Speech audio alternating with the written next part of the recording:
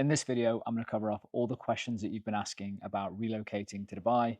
We've been here for just over 6 months now, so we've collected all the comments from all the videos, stuck them into this offensively large iPad Google Doc, and I'm going to go through them right now. Normally, it would be myself and Sarah, but I'm currently on a whistle-stop tour to the UK, so using the time at the airport to answer the questions. And moving forward, I'm going to do one of these videos every 4 weeks to make sure we have a faster response time to some of your questions. So let's get straight into it. Okay, first one is from Hassan Malik 3842. He says, "Hi mate, great video. I'm moving in the next couple of months with family, joining me around Christmas time. Your videos have been very helpful. Good to know, thank you. And we're looking for schools in January, early next year. Can you also shed some thoughts on how you manage things before leaving the UK? Here's a few examples." So there's four things, and I will read the question and then the answer at the same time. So we have a house, so we need to rent it out and the tax planning that comes with it. Did you have this? There's going to be a common thread here across some of these questions because I don't want to pretend to be an accountant on the internet and give anyone improper tax advice. I am definitely not qualified to do that. So anything that kind of comes to like tax advice and bits like that, I've made a decision. There's a podcast studio actually in Dubai. There's a few. And I've rented it out for 10 sessions. So I'm going to be bringing on some experts. So specifically, if you have any areas of whether it's like law, setting up a business, finance, accounting, real estate, whatever you want to do, if you want to see a specific expert, me interview them to sort of go, let's ask all the questions of this one person for an hour, stick that in the comments. So I don't want to give any tax advice, but my situation is slightly different. The family home we have back in the UK, my mum was thinking about moving house anyway, so she's just jumped in and is now living in the family home. And being candid, that was my way of having like a soft landing. If it didn't work out here in Dubai, for me, it's like a 2-year experiment. For Sarah, she's like, burn the bridges, we're never going back. But for me, having the family home there, I can move back, kick mum out. She was moving anyway. And I've got like the family home, so it hasn't been rented out by anyone else. So that's our situation. Did you inform the bank of your move and your new address in Dubai? No. Probably should have. I don't know if I was meant to. Again, not an expert. We'll get some advice. What's the best way of keeping my UK number as all my banking and service related apps are linked to sending a code for verification? Good question. So a couple of things when it comes to the numbers. I have two phone numbers now. So I have my UK number for exactly the same reasons and a local number. You obviously need a local number for setting up things like banks and bits like that. I moved everything to eSIMs. So in the iPhone, I've got two eSIMs, and all I do when I'm in Dubai is I flick my UK number off all the time. So I just don't want the data. And I believe I'm with EE, and I just told them, I said, I just need the lowest data plan. And then I turn it on Wi-Fi when I need to, like to receive a code or something like that. One downside of eSIMs, by the way, is in Dubai, this probably won't impact you. I'm just stupid. But knocking about pools, going to water parks and bits like that. iPhone is meant to be water resistant. I take it in the pool with me everywhere. I get videos and photos of the kids. And I've gone through four phones, four phones in 12 months because of water damage, which is an absolute nightmare, by the way, if you've got an eSIM. You get your local number back in Dubai pretty easily. You just walk in and say, here's my ID, can I get a new eSIM? I had to go back to the UK or wait till I was back in the UK to get an eSIM replacement for my UK number. So just be mindful of that. If it was a physical SIM card, could have took it out the phone, replaced the phone, just a consideration. Hassan's last question. Did you use any cargo company to move home? Let's try that again. Did you use any cargo company to move home stuff from UK to Dubai? No, we didn't, but we did explore it.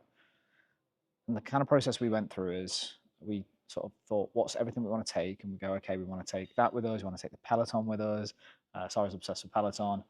And then we kind of stripped it back to like the bare basics and was like, we're going from like a family home in the UK where we had loads of space to like an apartment with no space.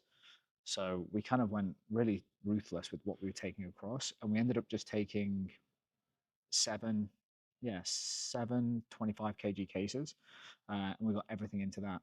And when I come back to the UK, I can go, now I'll grab a couple of bits if we've missed it. But to be honest, we managed to move everything across, and then we fully kitted the house out across Home Centre and IKEA. And there's a separate video of that and OC Home, actually, those three places.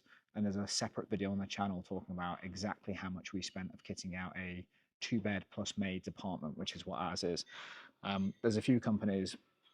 You can either get a dedicated cargo company to take some stuff off, box it up and ship it, or the cheaper option that we found was if you're not time sensitive to it, you can actually send it down to a place or they'll pick it up, but it will go into a container. But they wait until that container's full. They have a deadline, but it's quite far out. So there's a couple of options depending on how much forward planning you're doing. Cheers, Hassan. Hopefully that's helpful. Any follow-ups, let me know in the comments here. Next question from Momo. Can you rent out an apartment easily?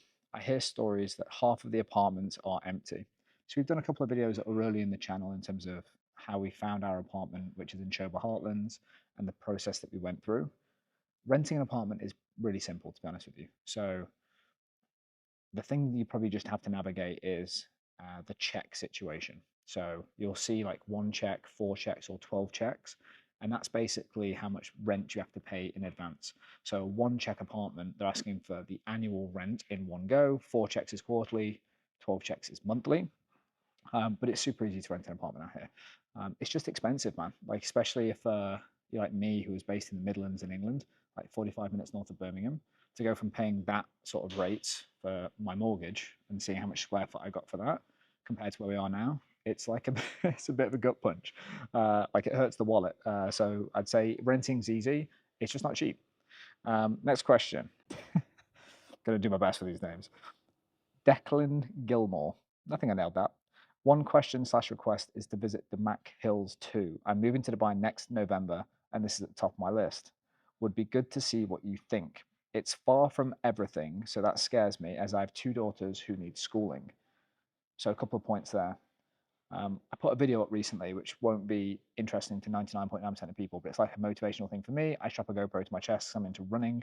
I'm actually going to use that same GoPro to go and walk around estates and like different, because I have so many messages saying, is this building done? What does this area look like?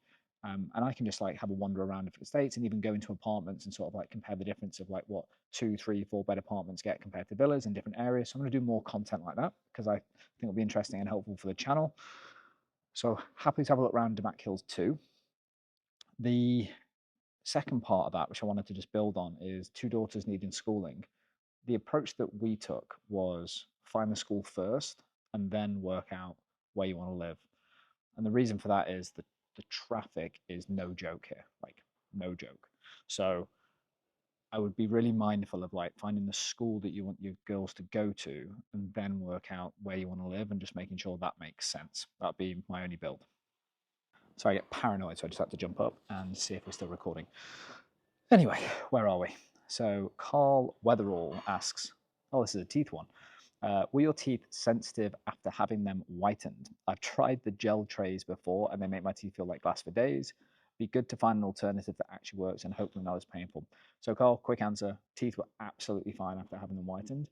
For anyone that doesn't know and is wondering why is Carl asking about Adam's teeth, it's been on my bucket list for years and it's weird for me talking about, but I got my teeth, I got composite bonding across my front 4 teeth and got them whitened in the process, but wasn't sensitive. Amazing service.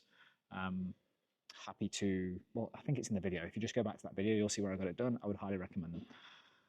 Chris Berner Mando says, hey guys, love the videos. Thank you. We've been watching your journey for a few months now and are looking to do the same. We're looking for a company to handle the move, documentation, setting up business, etc. I think we saw you mention this in a video previously, but we cannot find it. Do you have the name of the company you used and would you recommend them? Thanks. Okay, so there's a few things in here and I just want to navigate it pretty carefully. So we've used a service to set up our company and get our visas. I already had a visa, but Sarah needed one. In terms of would I recommend them, I'm not trying to dodge the question. They've got everything they said they were going to get done. But I think there's different things you need to be mindful of like when you're setting up a business, not when, where you're setting up a business. There's like mainland companies and there's free zone companies. Each have their own differences and benefits. And then even in the free zone areas, each of those free zones has some nuances to it. For example, one thing that I've recently learned is where I've set my company up is if I want to move it to another free zone in the future, I can't. And I'm not saying that's a problem for me, but it might be. I don't know. So when it comes to like setting up the business, I would like to bring sort of an impartial person on, sort of mentioned earlier, get them on the pod and get some recommendations. Again, not trying to dodge the question, but don't want to give you the wrong advice, mate. But I would say there's mainland and free zone companies. Getting it set up by someone else is a must, to be honest with you. You can try and navigate yourself, but I wouldn't. Just got a 10,000 dirham fine as an example, because I was trying to, well, I didn't know that I needed to file for taxes. Sounds obvious, but so I was like, well, we haven't really pushed anything through this business right now, but you still need to file for taxes, so 10,000 dirham fine. So I would say you need to find people that you know, like, and trust. That's one of my goals of this channel, to be honest with you, is just to find real estate brokers and finance people and account people, and just a general network for Dubai Diary of saying, if you're watching this content and thinking about moving, here's the people that I recommend. That was a tannoy. I'm not sure if you heard that. Another tannoy. Another tannoy, but no one's talking. I think she's leaning on the tannoy button. We press it. 4 in a row, that is. Let's go for 5. 5. You probably can't hear this and think I'm mental. I just want to start talking in case they start talking. 6. 7. It's getting faster. I think we're good. MP Bell asks. Don't know why I was holding that like that then. I wanted to sip, obviously. One sec. MP Bell asks, which company did you use for the process of getting your Emirates ID? So my personal one, I use a different company because when I relocated here, I was working with a different consultancy that is based in the UK, has an office out here. But my wife and another colleague of mine set up a business out here. So they used a different company. So again, kind of going back to the last question, don't want to recommend anyone like that right now until I've gotten some better advice. And I guess I don't want to give any advice in this space. I want to bring someone on that I learn to know, like, and trust, and then can recommend that person to give advice. I just get nervous about recommending stuff like this in case you take it as gospel and in 6 months' time you go, Adam, you didn't tell me this about this company, or now I'm set up and I can't move. That'd be devastating. So I'm going to bring other people on that are experts, but that's my job to do. Spat27 asks, hi both. Absolutely love your videos, so informative. Thank you. I'm considering moving from the UK to Dubai next year. I have a few questions, please, if you don't mind. If I move to Dubai on the 6th of the 4th, 2025, that must be a tax reason. Yep. When the 25-26 tax year starts, with the intention of not returning back to the UK, as I will be spending less than 16 days in the UK in the new tax year, am I classed as a non-UK tax resident straight away? That's the first question. Also, if I draw my UK limited company dividends and UK savings interest, will these be tax-free as a non-UK resident in Dubai? What's the cheapest and quickest way to move money from the UK bank account to your Dubai bank account? I feel like I'm dodging bullets here, and I don't mean to be dodging questions. I don't want to answer this. So you're probably wondering, why did I read it? It's to let you know, SPAT27, that I'm going to bring on a tax expert who knows exactly how, if you're moving from the UK, whether you have a job or you're a company director, what's the most tax efficient way to move across and basically capture value based in Dubai from UK trading in a legal, tax efficient way. So that's on me. I'll get it done. Declan Gilmore, is this your second question, Declan? It is. Legend. I'm looking to move to Dubai in 25. I own a few childcare nurseries in the UK. Cool. How do I go about being tax-free in Dubai with my UK companies? Not the companies, but my salary / dividend I take from them. Watch you from the start, and it's amazing to see how much you're enjoying it. Thank you. Keep up the positive vids and hopefully tie in when I'm eventually over there. Definitely. By the way, guys, if you're over here, it's probably happened 5 times in the last 2 weeks, which has been phenomenal. People just saying hi. So, Sean, I can say your name, so no one knows who you are. Sean, literally, Sean, if you watch this video, jump in the comments. You probably don't need to because you moved now. Was in the gym the other day in Waves Grande, where I live, and working out. Saw a guy catch my eye. I saw that, Sean. And you're like, is that the guy? Yeah. And then as I was leaving, he was like, Adam, we had a conversation. Anyway, so he's watched the videos, moved to Heartlands, where I live, in the same building because he just got enough content and information. That is epic. That's exactly why we do this stuff. So, and I guess most importantly, he said hi, which was like the reason. So, got a new mate in the building, Sean. We still need to go for a coffee or a offensively overpriced beer. So, I forgot the question. Where were we? This was Declan. Yeah. How do I take money from UK company's salary or dividend? Again, we'll get someone on to talk about it, but as a structure that we do, we have a Dubai entity there are UK trading companies that we own or partially own, and we invoice the work that we do as consulting to the UK entities, and they pay the Dubai entity, and then we withdraw it from that entity into our bank accounts in Dubai. That's a mechanism, but again, don't hold me to this, and hopefully that's correct. But I don't want to play an accountant on the internet. We'll get someone to talk through it more effectively, and hopefully, it doesn't tell me I've been doing this wrong for the last 6 months. This one's tough. B Bihar Garbacharya 6812. Hello from India. Your vlogs have been very informative. Keep it up. Hello from India. Your vlogs have been very informative. Keep it up. Thank you very much. Just wanted to know, before relocating, did you select the school first for your kids and then for the house nearby, or the other way around? Covered it off earlier, but 100% the school first, because I guess if you think about like the drivers and motivations of like moving, by the way, there's a video that we did of like what we've learned in the first 6 months of Dubai. I kind of go on a monologue in the last like 5 minutes of that. Just watch it for that. If you don't do anything else, just watch that bit about having, I guess, clear intentions of you being in Dubai and what you're trying to achieve. For us, it came back to the kids. So kids and safety, and my wife has always wanted to live in the sun. That was incredibly important. So we went school first, then worked out where we wanted to live. Specifically for the first year, we wanted to be like in walking proximity to the school, which was super important to us. And be honest, like we're exploring this right now. That's why I sort of mentioned with the GoPro, like I'm gonna slap it to my chest and go and look at some places, because me and Zara, I'm not sure we're like fully aligned on this actually, but our rent comes up in May, and I'm looking at exploring different options for us. So that might be moving outside of Shoba Heartlands into a different community, maybe getting like a townhouse or something like that, because it's basically when you're in proximity to destinations like a school, you pay a premium per square foot, so we can get more space. And I don't know if we need more space. I don't know whether I'm just like getting itchy, but we're going to go and explore it at least, and then document that on the channel in case it's a fit for you. But there is a massive benefit to being able to just walk the kids to school, especially when I see the traffic. So TBC on that. But that's why we picked school first. Where are we? Nikki, as soon as you say Nikki, you just hear Menard, right? Nikki McGee, McGeehan, Nikki McGeehan, 335. Hi, which documents did you have to get notarized? And I read somewhere you need to get the wedding cert translated into Arabic. Yes, we did. So if you are moving across, just make sure you get your.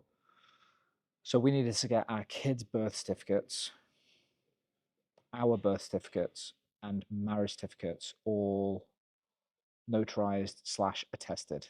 I don't know if they're the same thing, but we didn't do it when we're in the UK. Much cheaper to do when you're in the UK or wherever you are, I assume in your local territory, home, wherever you live. Get it done there before you move.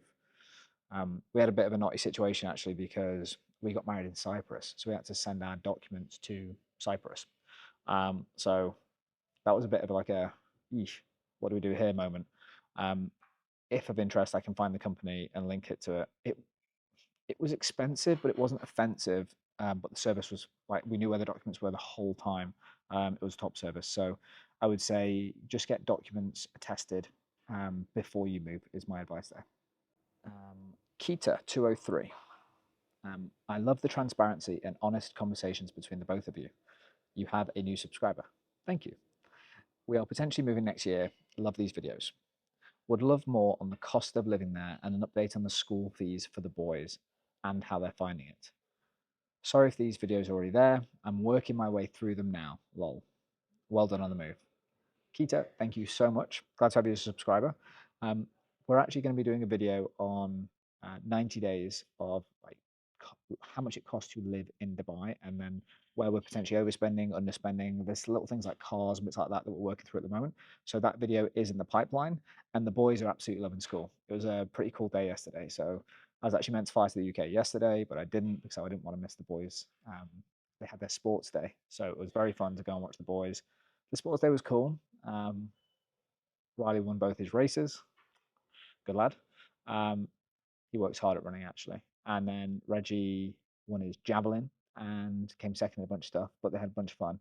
The thing that was most important for me about sports day was seeing how they interacted with their friends. And it's so cool to see that they have already built some fantastic friendships. That was really, I don't know, that was just like rewarding to see that.